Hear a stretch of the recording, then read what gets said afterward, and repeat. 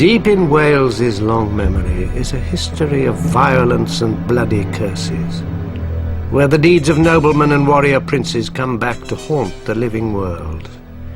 Acts of treachery and vengeance leave their stain within Wales's haunted castles, where wandering spirits of the night have become the castle ghosts of Wales.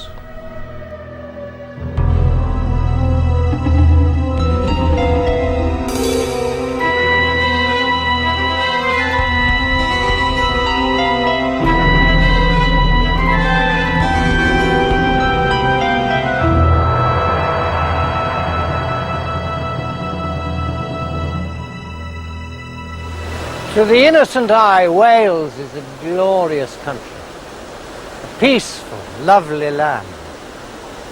Prydferth mae Gymru, as the Welsh say in their ancient language. Beautiful is Wales.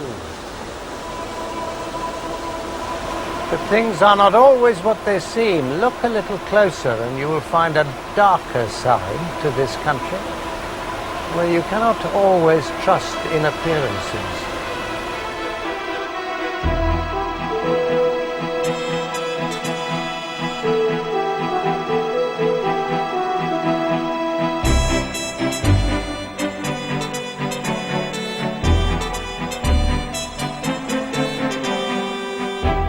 Wales is a land of ever-changing scenery.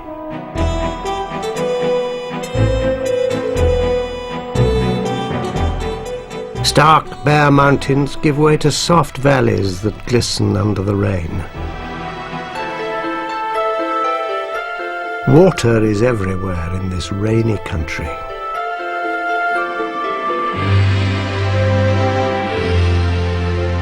Wherever you are in Wales, you are never far from the sea. Over the centuries, many Welsh have lost their lives in the savage waters.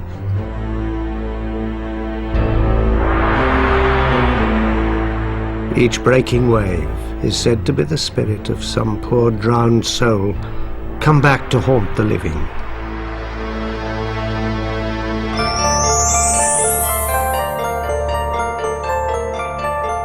For the Welsh, water holds special meaning. A mysterious underworld exists beneath lakes and in damp underground tunnels across the country. Legends tell of bottomless pools where monstrous creatures live. They bewitch passing travellers, drawing them to their death. Fierce and powerful creatures dwell in this dark, wet world. The symbol of Wales is the red dragon, called a Draigwch. These winged dragons are said to have the feathers of a peacock's tail with all the colours of the rainbow. Even in death, dragons are dangerous, as their venomous teeth can kill anyone who touches them. Wales has a turbulent history. Castles and great houses testify to lives of murder, betrayal, lust and vengeance. In the southwest of Wales, a haunted medieval fortress houses the persistent ghosts of a beautiful lovesick princess and an ugly, vicious animal. Carew Castle stands on a grassy mound above the tidal waters of the Carew River. For more than 9 centuries, it played an important part in Welsh history. Originally a military stronghold, it was modified over the years into an Elizabethan mansion.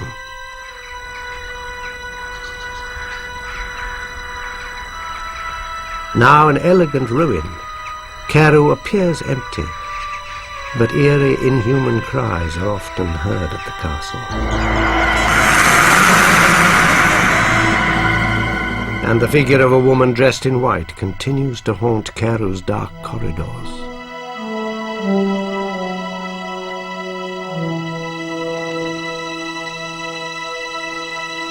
The apparition of the lady in white was seen in the summer of 1996.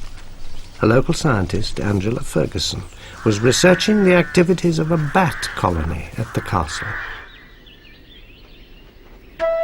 As was her routine, the scientist settled down to spend a long night monitoring the movement of bats to and from their nests in the Great Hall.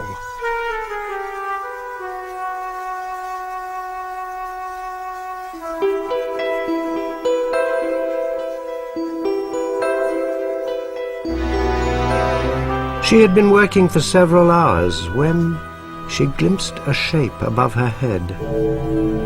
Through the half-light, she saw a white figure, a woman, walking silently towards a window high in the wall. It was as if the woman was floating in mid-air, gliding on a long-vanished floor. The figure then vanished through solid stone.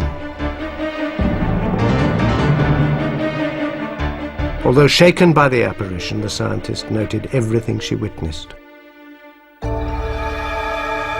When local people heard the scientist's account of the otherworldly visitor, they knew the identity of the ghost. She was the lady in white, and her story belongs in the annals of Welsh history.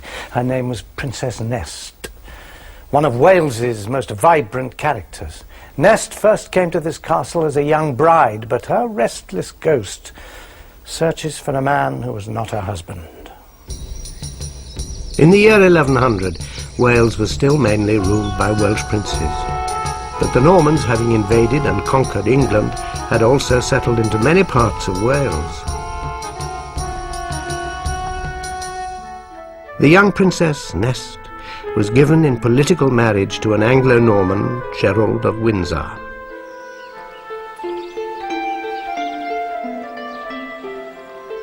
Nest was a great prize, the daughter of a powerful Welsh prince. She was beautiful, charming, and intelligent. Indeed, she is thought to have been the mistress of the English King Henry I, and to have borne him a son.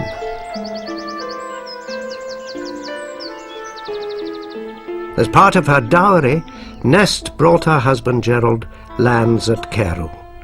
The castle was built to be their new home. Nest was a dutiful wife, and during her marriage she bore Gerald 5 children. But love intervened and changed her fate. In 1109, an event occurred that shocked all Wales.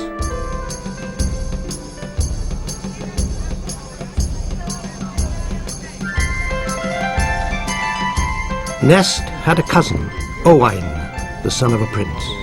Having not met since childhood, the two were brought together at a banquet.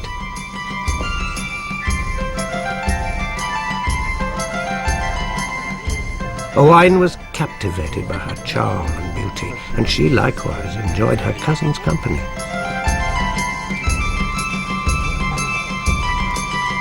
By the end of the night, the handsome, impulsive Owain determined to take her for his own.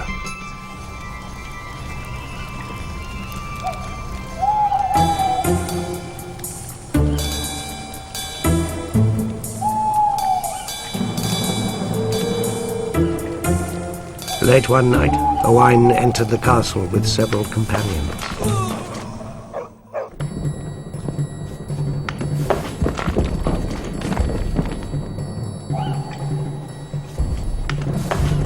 To cause a diversion, they set fire to another part of the castle and crept up to the room where Gerald and Nest lay sleeping.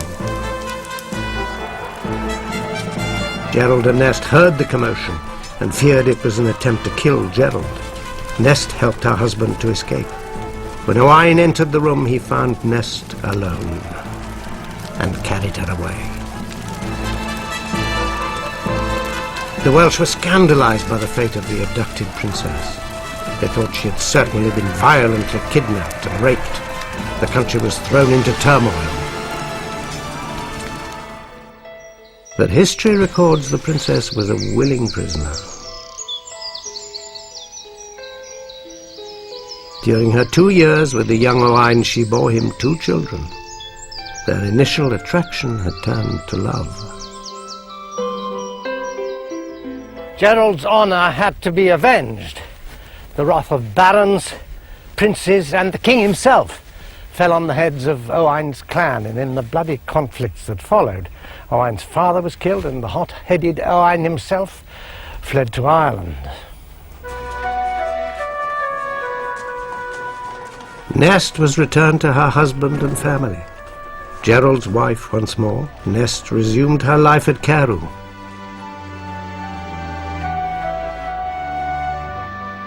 But Gerald was tormented, humiliated by Owain's deeds, troubled by his own cowardly escape from the castle. Gerald felt he was the object of ridicule. He bided his time until he could settle the score with Owain. This period of history